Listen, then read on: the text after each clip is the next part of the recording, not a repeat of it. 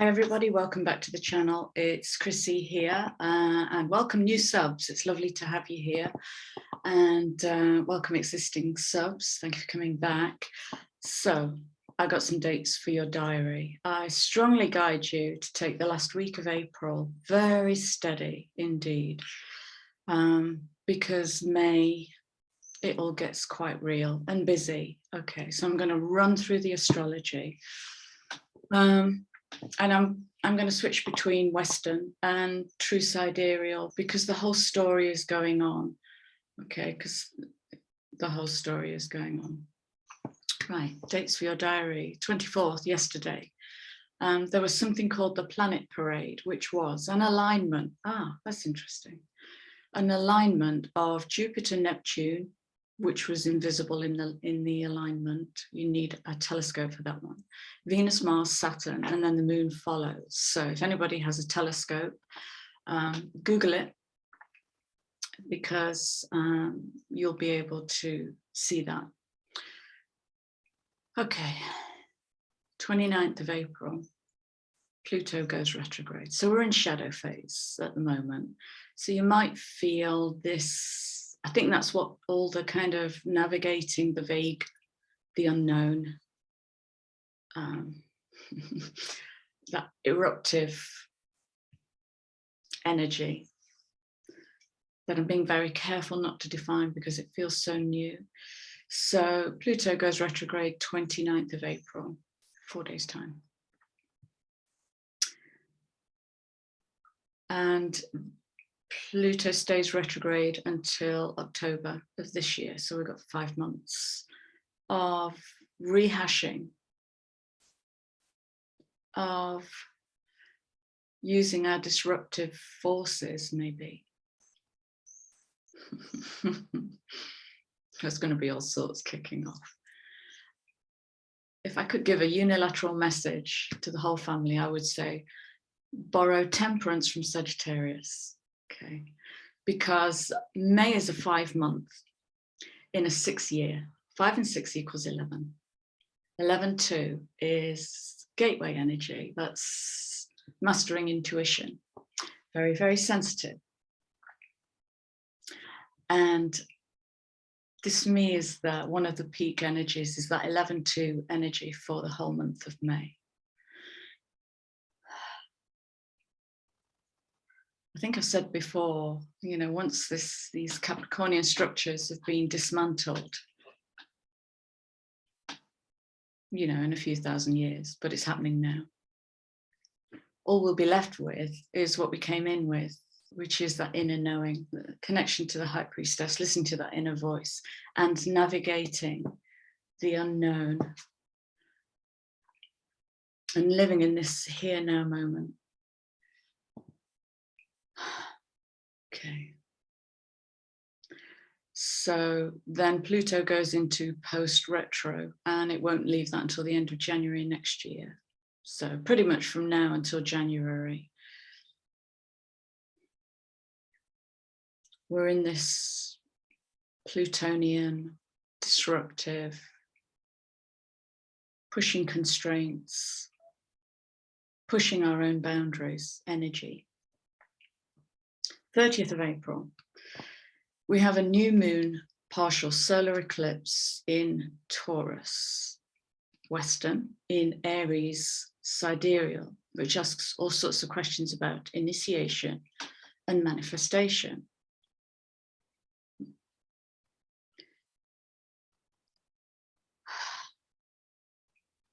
This solar eclipse is happening on a 1010 code.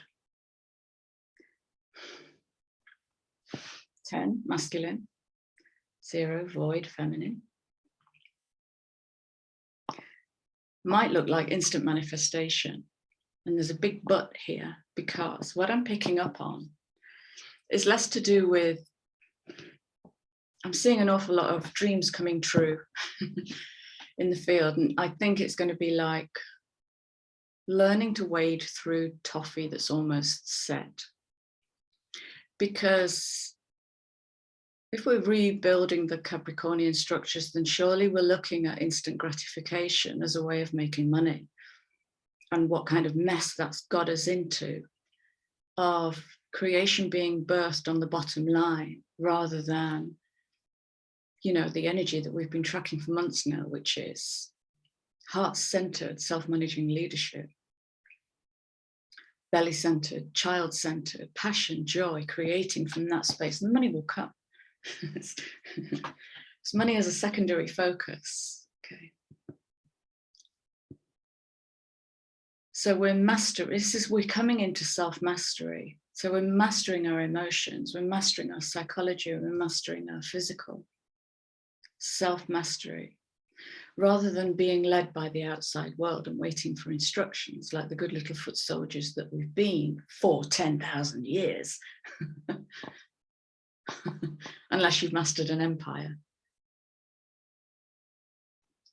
This is about personal sovereignty, collective sovereignty, individuation, autonomy, coming into your own alignment. It's alignment. Okay.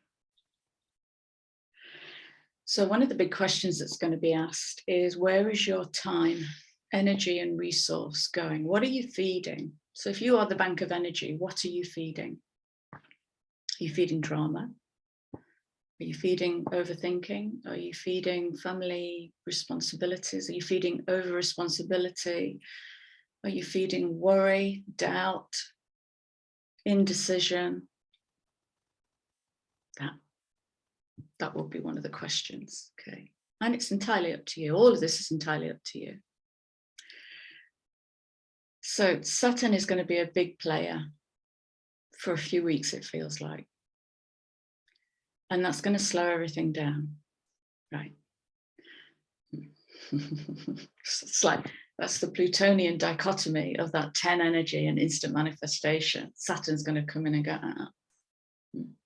How do you navigate frustration?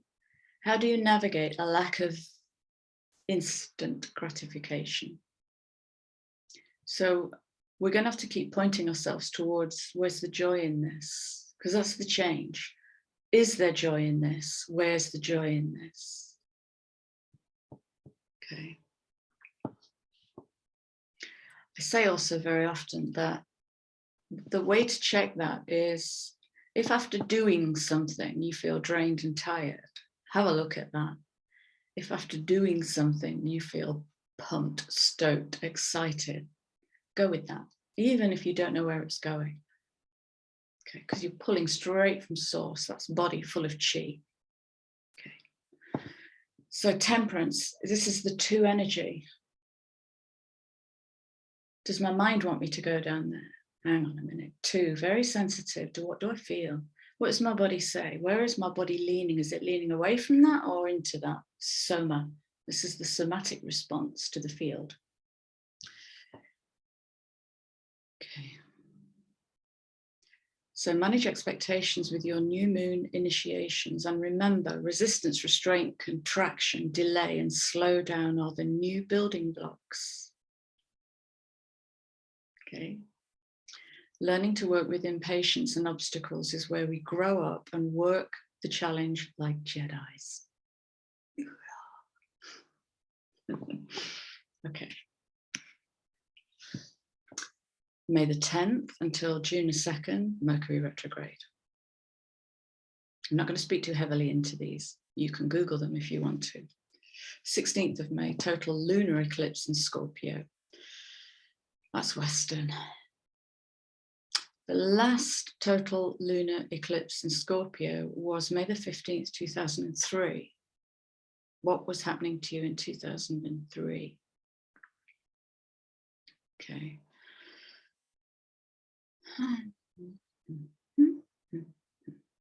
May the 2nd. Sorry, I've jumped backwards now. Venus moves into Aries. So this is the initiation from the heart. This is the initiation from personal value.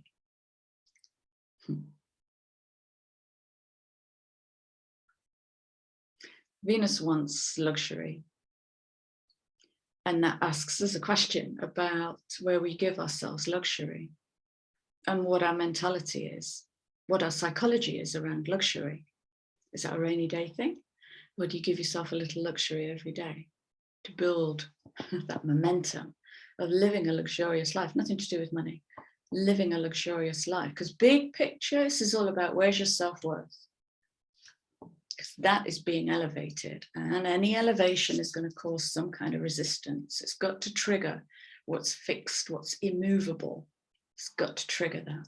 So again, this is where we're learning to work with stuck energy, learning to navigate the toffee slowly with love. Okay. May the 10th, then Jupiter comes into Aries. So you've got Venus coming into Aries, saying, where are you manifesting from? Aries, first house, house of self. Venus, what are you really worth? Jupiter, let's expand that. Okay. Jupiter is undiscerning. The field is undiscerning. So if you're in low self-worth, that will be expanded, but you'll see it more clearly. If you're in high self-worth, then well, brace yourselves. And you're exactly where you want to be. Okay. There's no right or wrong in this. And Jupiter coming into Aries begins a new 12-year cycle. So you've heard me use the word legacy again and again. We're building for legacy now. That's interesting. Legacy is not instant manifestation. It's, I might go back to an old business principle here of building a business, and you begin with the end in mind. So what do you want it to end up looking like? And then work back in chunks. I heard something lovely as well recently about wishes and intentions. Wishes is the feminine, intentions is the masculine. 10. I love that. I love that. Yeah, so all this activity in Aries, remember Aries leads, it does not follow. Big shift. Aries leads. This is about heart-centered, self-managing leadership. Heart open, trust built, faith in what you cannot see. That's the new blueprint. Bam, bam, bam. Subconscious excavation and scrupulous change and transformation. It's change from a healed, courageous place rather than from lack and poverty. So coming out of this Pisces energy. It's both the culmination of all the inner child work we've done, and it'll support this new 12-year cycle that we're beginning. So I'm going to leave that there for the notes, and we're just going to pull a few cards.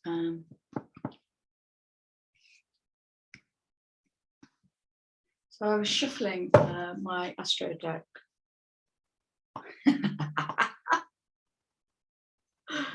Right, resources. So Scorpio is South Node.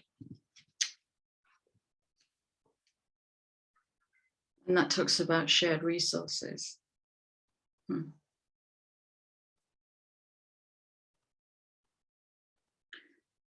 I've been talking about where your resources go. Where does your energy go? What are you feeding? Okay. So I've no idea what these cards mean, but I will show you. They are alliance and symbiosis.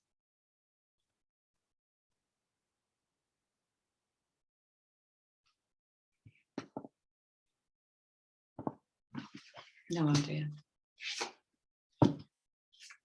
So can I have some clarify, please, on alliance? Clarify on alliance. What's that term?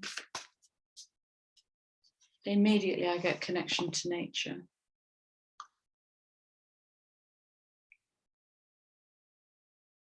(51.6).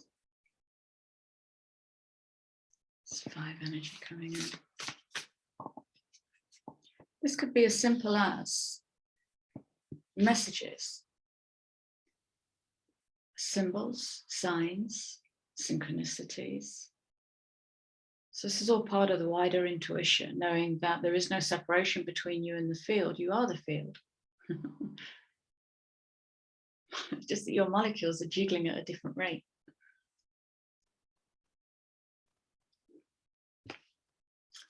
Is there anything else I need to know? Is there anything else we need to know about conjunction and alliance?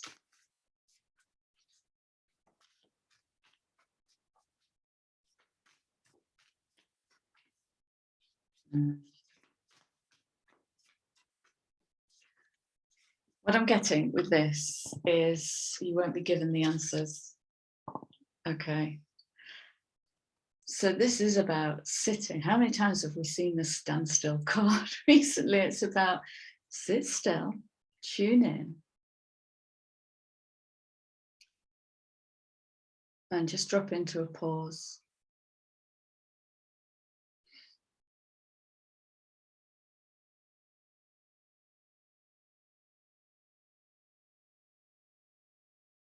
And there's something about flocking together. Okay. This is about new soul families gathering together, moving in the same direction. Knowing where your wingman is and knowing who you're wingman to. That's lovely. That's lovely. New soul families. I sense this reading might be quite etheric. Symbiosis. Again with the birds. That's a similar energy actually, because they're all kind of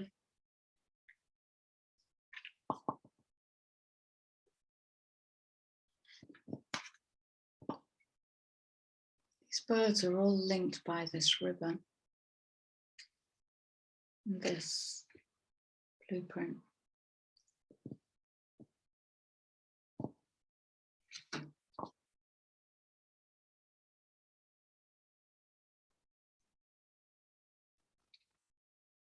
We're connected to the good and we're connected to the bad. So we're connected to all the mess that we've created as a collective in the world. Oh, hello. Hello. Pallas Athena, the CEO to end all CEOs. She's boss energy. Think this is that sensitive 2 energy 30. Look, eclipse is happening on a 1010 code. Wow. Pallas Athena is boss energy. It's powerful feminine energy. It's walking in and owning the room. There's no shying away. There's no shrinking to fit. There's no adapting to fit. It's finding that inner sword, that spiritual spine, and standing up in it, no matter what. Very powerful. I can really feel that energy coming in. Yeah, I wouldn't mess with her. I would not mess with her. Symbiosis. How does that relate to symbiosis?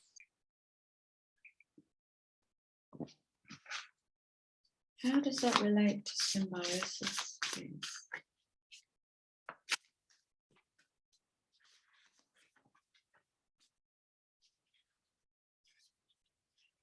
Okay. Oh, right, of course. These 2 cards together are basically saying, so remember, I had a chat with Mars, didn't I, last week? Very fiery energy. And this is basically saying, read the room. Read the room before you fire off. Okay.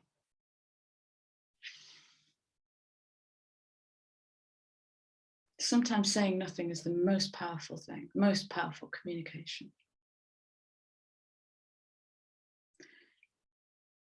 Oh, right, I've got it. It's all coming together now. Look, symbiosis, it's all coming together now. So when I just said, we're all connected to the good and we're all connected to the bad or the mess. And if you imagine a mixture of that energy in a room together and walk yourself into that room, what will you want to align with and what will you naturally want to move away from? And what are you basing that decision on? Is it based on thinking and old-fashioned Capricornian hierarchy, ambition, success, failure, all of that? Or is it based on ponderance and temperance and tolerance and carefulness? Be careful.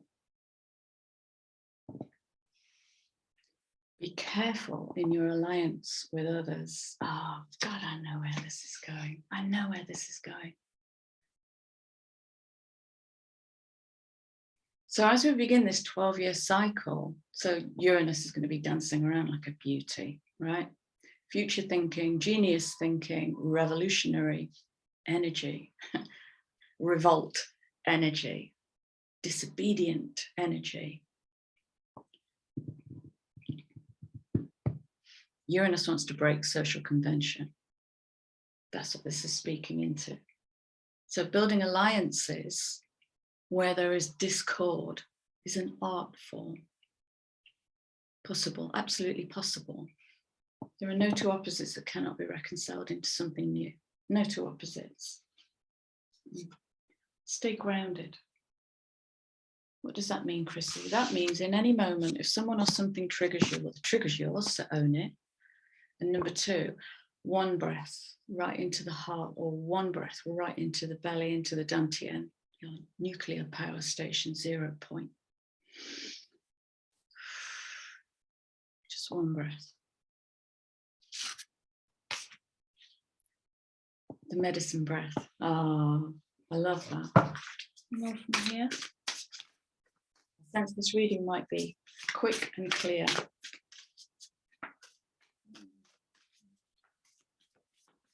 What have I drawn to?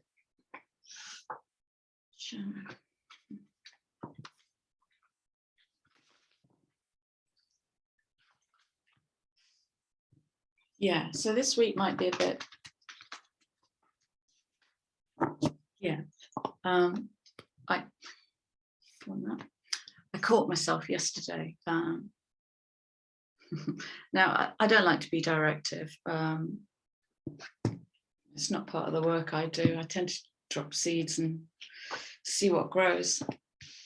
But if I could be directive and bold, if there were one thing to do this week that's going to help the collective, it is to catch yourself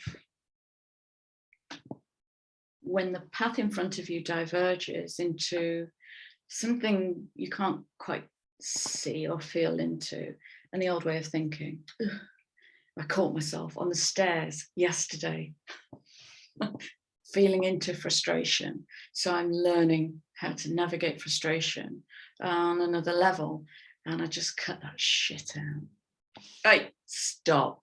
We are not doing that. I am not doing that to myself. I'd rather be in the unknown. That's personal. I'm sharing it with you in case it's useful. Yeah.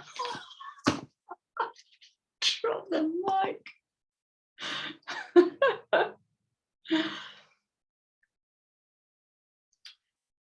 When faced with a multitude of paths,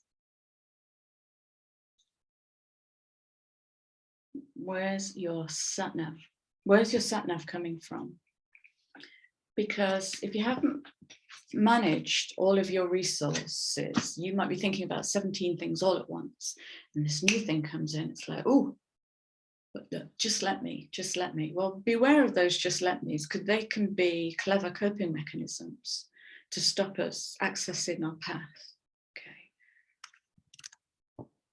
So when you've pulled your resource back, and that means dropping burdens. Oh, but I'll disappoint them. So disappoint them. Because what we give energy to is going to have to be a really careful. It's just too energy. Feel it. Feel in. What does your heart say? What does your soul say? This also, I pulled this card recently, and after I finished the reading, I got a message about this card, and it was also about integrating timelines. So there are timelines collapsing. I did a Middle Ages healing the other day for one of my child cells. So yeah, it's all collapsing. Lovely. Yeah, lovely.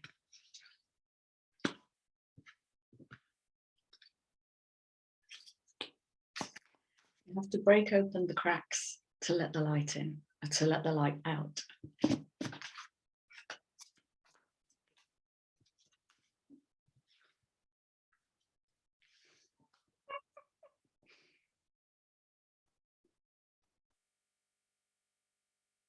Go into your cracks. Go into the dark spaces. Pluto's got your back. And Neptune. This is the cosmic heart. This is the collective heart space, which is you. So we are the universe. You are the universe. Heart to the sky, 24/6. It's the heart. We are really building new structures, new collectives, new ways of working with one another. And it's not just about compassion and tolerance. This is really going to get elevated, because compassion and tolerance can be a disguise for politeness and courtesy. And in politeness and courtesy, we don't get to speak our blunt, ugly, belligerent truth. It's got to be every color on your palette. If your soul group doesn't meet you in that, have a look at that. Anything else we need to know? Just noticing all the sunshine's disappeared and we have bruised, dark clouds coming over.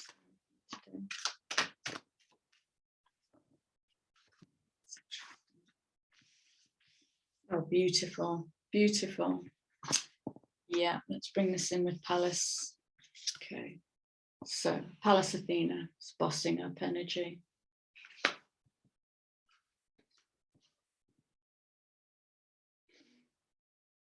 This is the power of silence. It's okay to witness. You don't have to get involved.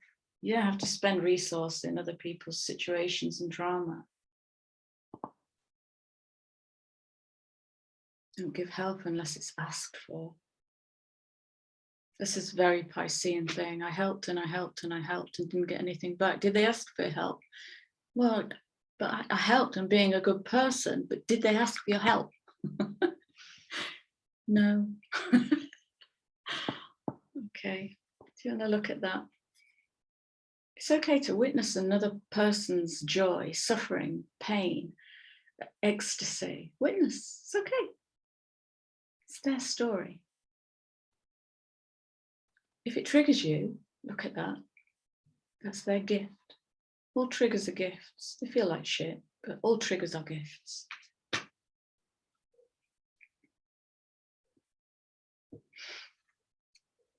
Ten energy.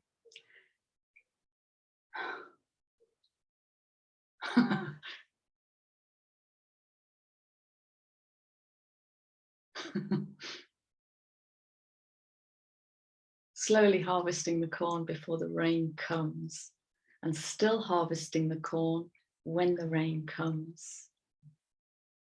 No rush. There's no rush.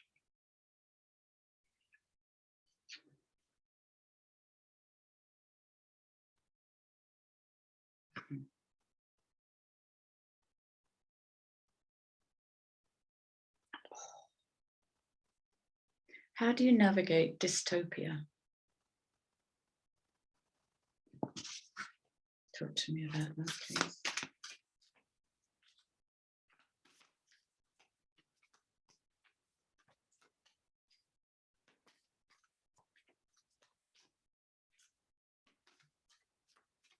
There's a card in this deck called the Sorcerer, and that's what I'm seeing. The Sorcerer.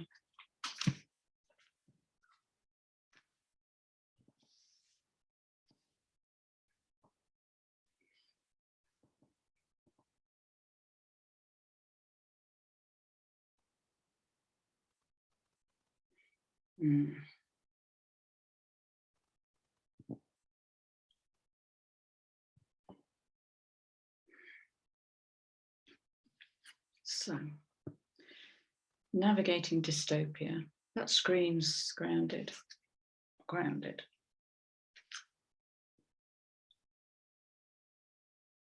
Oh, that's interesting. Oh, that's interesting.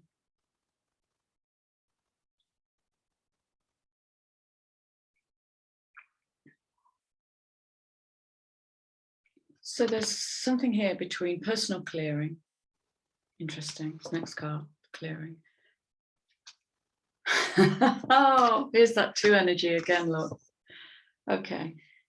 So what I'm seeing is personal clearing. Oh, I've been triggered. This is in me, which is coming in with the giveaway, which I can read as a gift being given to me or me giving away. Now, that for me is an uncomfortable concept. I give this to God. Yeah, I get sticky with that one. But what I'm getting in these cards is it might be a collective wound that's getting kicked up, that's in your DNA somewhere. So it might not be specifically personal to you, but it might be part of this collective cleanup, the big cleanup.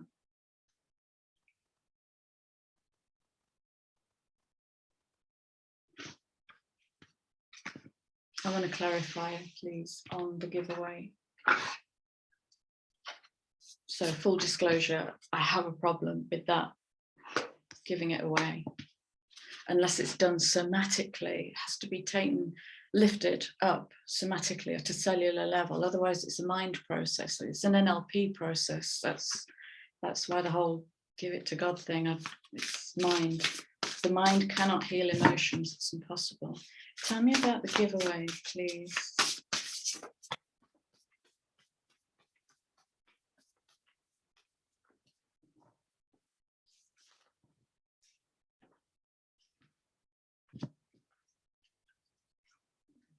Interesting.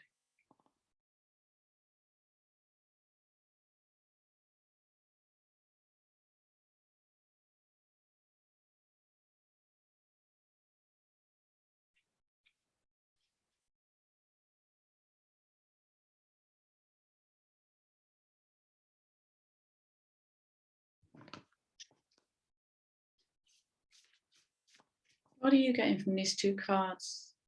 Because, you know, we're coming together as a collective and there's no right or wrong answer.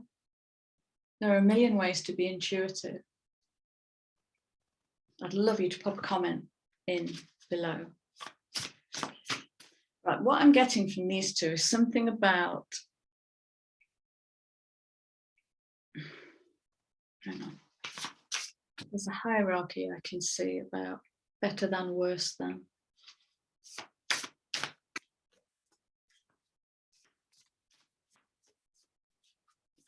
Tell me more about these 2 cards, please. What? Do you know what?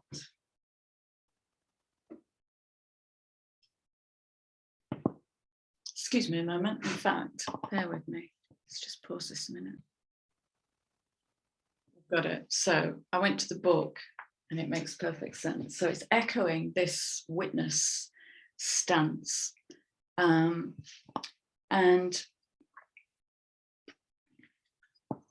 it's basically saying it's okay to witness others. So you remember when I was saying Pallas Athena energy, you walk into a room of people and they're all really diverse. Okay, some you naturally gravitate to and some you naturally flinch away from. Okay, like, don't like, polarity.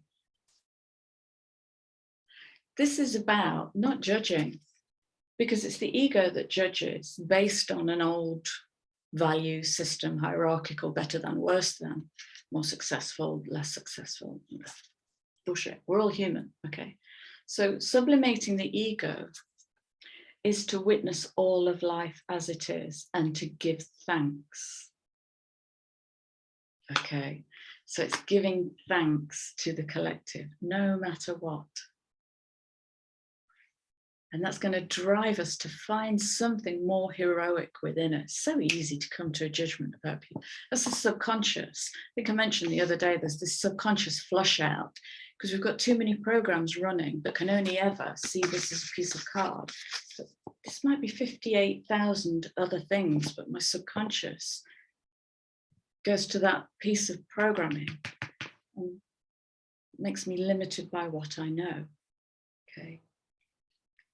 The instant judgment you may make about somebody tells you nothing. It tells you more about yourself than it does them, until you go over and start talking to them and surprise yourself, and maybe surprise them too. You won't know for sure. So discover the facts and follow them without bias, because the rest is subjective, mind, noise. Wow, we really are coming into some cleaner relationships, and it won't happen overnight.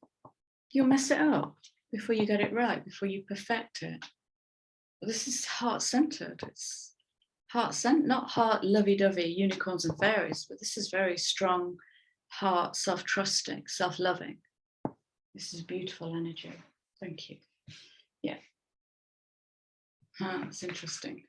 Clearing out the subconscious so the intuition can flourish. Wow. Sorry for that glitch in the matrix. Right, I need to wrap this up because I gotta go. Okay. Closing card, please, for today's messages, and thank you for today's messages. What message can we leave the collective with, please?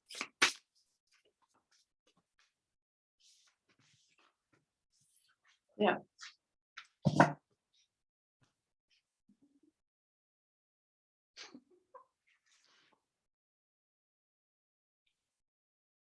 Detachment, ego sublimation.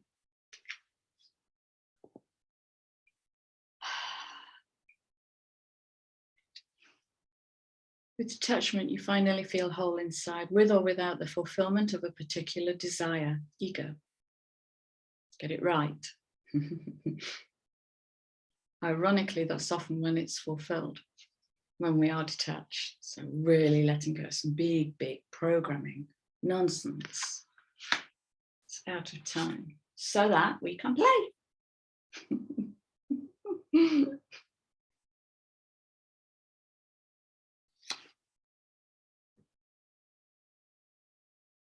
What's your relationship like with your inner child? And again, when we come back to self-worth, we do really start talking about how do you attend to your deepest needs and feelings? And in your collective, how are they met? If they're not met, how do you communicate your needs?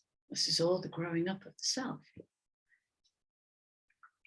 I have no idea what I'm going to call this, but I hope this has at least started tapping the May resource. May is going to be huge, so rest up last week in April.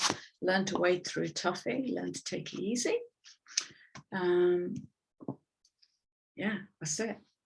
I'm gone. Have a great day, and I will see you all again soon.